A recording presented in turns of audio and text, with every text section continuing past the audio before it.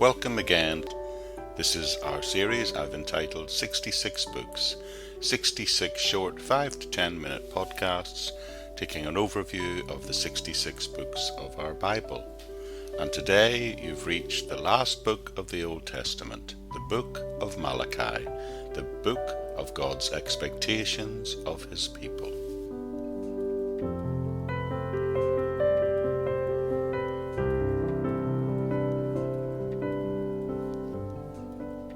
Malachi chapter 1 verse 1 says the author was someone called Malachi. The only Old Testament mention of him is in this verse, and it reveals nothing about him, not even his father's name. All that is known is that the Jewish tradition says that he was a member of the Jerusalem synagogue. Malachi is quoted a number of times in the New Testament. The meaning of the Hebrew word Malachi is messenger. Since a prophet was God's messenger, some have thought the term Malachi used in the opening verse is not a person's name, but a statement that the writer is a genuine messenger from God. However, the more usual understanding is that the writer, in calling himself Malachi, is introducing himself by his own name, just like all the other writings of the prophets. The text of Malachi itself gives no clues as to his hometown or even the king or kings who reigned during his ministry. Therefore, on the surface, an exact date is very hard to establish. However, 5 textual clues help us fix an approximate date. Firstly, the Edomites had been driven from Mount Seir, it tells us in chapter 1 verses 3 and 4. And they apparently had not returned, necessitating a date after 585 BC.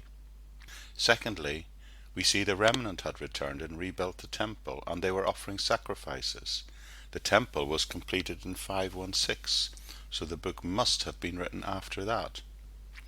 Evidently, we can see that many years have passed since the offerings were instituted, because the priests are declared to have grown tired of them, and corruption is said to have crept into the system.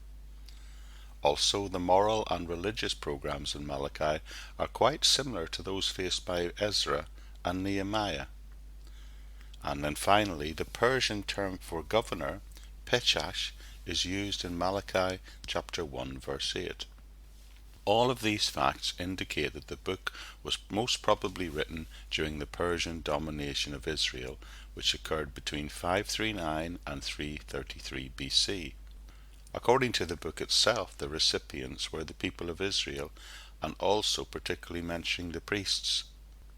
The remnant had returned to Jerusalem, and the temple had been rebuilt, but the people had become selfish and driven by their physical desires. They had also grown neglectful of their spiritual duties. Perhaps their interpretation of the prophecies of the exile and the pre-exile had led them to expect that the Messianic kingdom was about to immediately return. When that didn't appear to happen, they were perhaps therefore discouraged and becoming skeptical, as described in Malachi 2:17. This loss of hope in some sort of immediate divine justice had caused many of them to neglect both their faith and their devotion, and had been replaced with dispassionate religious routines. They had not been seen to relapse into full-blown idolatry, but a spirit of weary worldliness had crept in, and they were seen to be guilty of many immoral activities. The people apparently expected that because they'd come back to the land and rebuilt their temple, that they were going to enjoy the unlimited blessings of God. This did not prove to be so, and as a result the people began to doubt whether God really even cared for them. Malachi shows that the fault was on their side and not God's.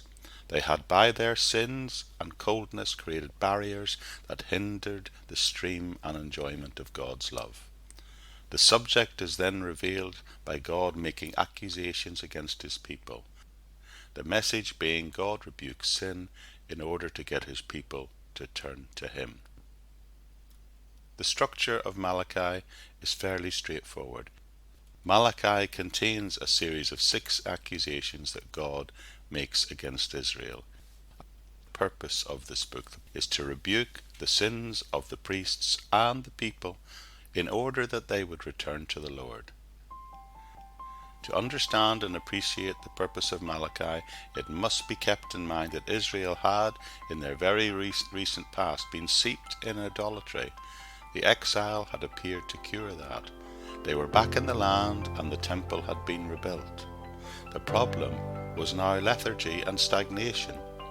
Malachi denounces their indifference and the hypocrisy of the priests and the worldly marriages of the people and the Sabbath breaking, the lack of personal godliness, the failure to pay tithes, and their downright skepticism.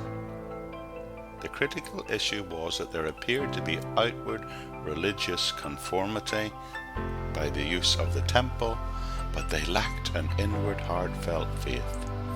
Haggai and Zechariah had previously rebuked the people for failure to rebuild the temple, but Malachi comes along at the end of the Old Testament and rebukes them for neglecting the temple once it had been built. So in summary, as always, God rebukes sin in order to get us to return to Him. Malachi rebukes the sins of the people and the priests in order that they would return to the Lord. Malachi is the only prophet who ends his book with judgment, which is a fitting conclusion to the Old Testament because it underscores God's solution in the work of His coming Messiah.